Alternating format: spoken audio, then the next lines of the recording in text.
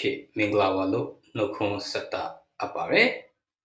ဒီနေ့မှာလည်းခွင့်လွှတ်ခြင်းဆိုတဲ့ခေါင်းစဉ်အဖြစ်အနေငယ်အတူတကွဆင်ခြင်နှလုံးသွင်းမှုရန်ဖိတ်ခေါ်ခြင်းတာပဲဖြစ်ပါတယ်ကျွန်တော်အများစုမှာတခါတရံမှာခွင့်လွှတ်နိုင်တဲ့အရာတွေကိုကမှန်ရဲ့ဓာတ်နဲ့ကောင်းရဲ့ဓာတ်နဲ့ကိုယ့်ကိုအပြစ်မြင်ပြီးကိုယ့်ကိုကြောက်တွန်းပြီးကိုယ့်ကိုဒုက္ခပေးခဲ့တဲ့သူတွေကိုယ့်ရဲ့မိသားစုကိုယ့်ရဲ့လုပ်ငန်းကဏ္ဍကိုယ့်ရဲ့ကဏ္ဍအသီးသီးမှာ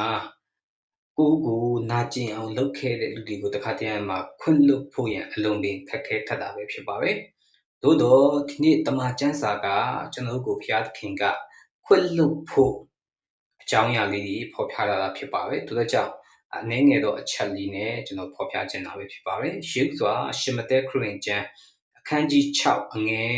14-15လေးကိုဖတ်ရှုကြပါမယ်သင်တို့သည်သူတစ်ပါးတို့၏အပြစ်ကိုလွတ်လင်ကောင်းကင်ဘုံ၌ရှိတော်မူသောသင်တို့အဖသည်သင်တို့အပြစ်ကိုလွတ်တော်မူလိမ့်မည်သင်တို့သည်သူတစ်ပါးတို့၏အပြစ်ကိုမလွတ်လင်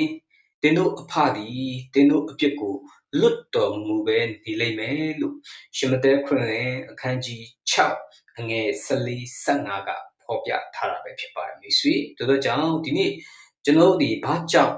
အပြစ်လွတ်ကမှာလဲဆိုတဲ့အရာလေးကိုအချက်၃ချက်နဲ့ကျွန်တော်ဖော်ပြခြင်းပါပဲနံပါတ်1အချက်ကတော့ဘုရားခင်ကကျွန်တော်တို့ကိုအရင်ကျွန်တော်တို့အပြစ်ကိုခွင့်လွှတ်ခဲ့တော့ကြောင့်ကျွန်တော်တို့ကသူတစ်ပါးရဲ့အပြစ်ကိုလွတ်ကမှာပဲဖြစ်ပါတယ်အပြစ်များတဲ့ကျွန်တော်တို့အတွက်ဘုရားပြုပေးခဲ့တဲ့အရာဘုရားပေးဆက်ခဲ့တဲ့အရာဘုရားကကျွန်တော်တို့ကိုခွင့်လွှတ်ခဲ့တဲ့ကဲ့သို့ပဲကျွန်တော်တို့ကိုနာကျင်စေတော်သူသည်ကျွန်တော်တို့ကိုခါးတီးစေခဲ့တဲ့သူတွေရဲ့အပြစ်ကိုလည်းကျွန်တော်တို့ကခွင့်လွှတ်ကမှာဖြစ်တယ်ဆိုတာလေးကိုဒီနေ့တွေ့မြင်ရှာတာပဲဖြစ်ပါတယ်နံပါတ်1အချက်လေးဖြစ်နံပါတ်2ကတော့ကျွန်တော်တို့ဒီကခွင့်လွှတ်ခြင်းဆိုတာကတစ်ဖက်လူကိုတတ်ညာခြင်းမဟုတ်ပဲမိမိကိုယ်တိုင်လွတ်မြောက်ခြင်းဖြစ်ပါတယ်မိတ်ဆွေနံပါတ်2မှာခွင့်လွှတ်ခြင်းဆိုတာတစ်ဖက်လူကိုတတ်ညာတာမဟုတ်ပဲမိမိကိုယ်တိုင်ကလွတ်မြောက်သွားတာပဲဖြစ်ပါတယ်တို့တဲ့ကြောင့်ကျွန်တော်တို့ဒီနှစ်ကိုမိမိကိုယ်တိုင်လွတ်မြောက်ဖို့ရန်သူတစ်ပါးရဲ့အပြစ်ကိုခွင့်လွှတ်ကမှာပဲဖြစ်ပါတယ်တတိယအချက်ကတော့ဘယ်နှကြိမ်ခွင့်လွှတ်ကမှာလဲ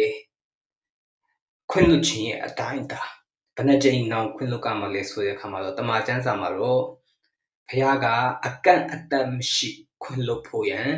ဖော်ပြထားတာပဲဖြစ်ပါတယ်အကန့်အသတ်မရှိခွင့်လွှတ်ဖို့ဘုရားဖော်ပြလာတာဖြစ်တယ်။တို့ကြောင့်မိတ်ဆွေဒီနေ့မိတ်ဆွေကို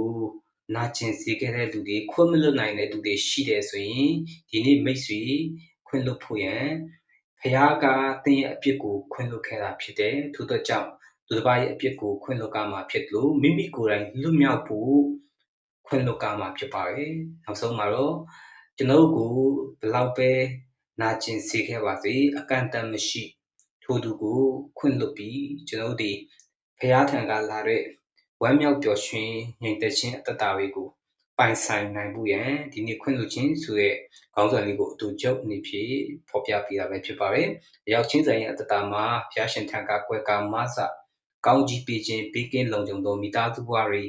ပိုင်ဆိုင်နိုင်ပါစေလို့ယေရှုဖျားနာမအဖြစ်ဆုမွန်ကောင်းတောင်းပေးအပ်ပါတယ်။ဘုရားရှင်တာ၏ကောင်းကြီးပေးပါစေ။အာမင်။